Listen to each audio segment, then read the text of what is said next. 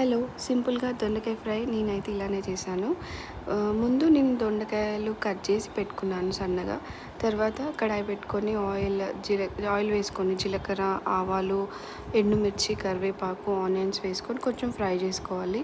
Fry చేసుకున్నంత తర్వాత పసుపు add చేసుకున్నాను.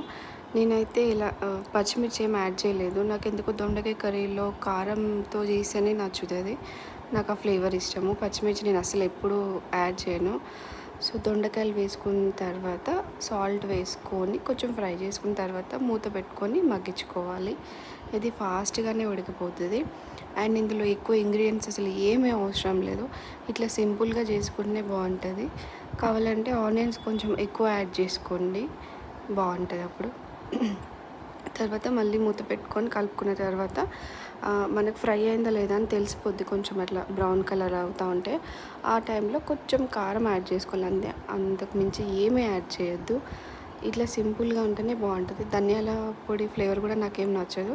లాస్ట్‌లో కొంచెం కొత్తిమీర యాడ్ చేసుకొని సర్వ్ చేసుకోవడమే అంతే. సింపుల్‌గా, టేస్టీగా, ఈజీగా కూడా అయిపోతది ఇది.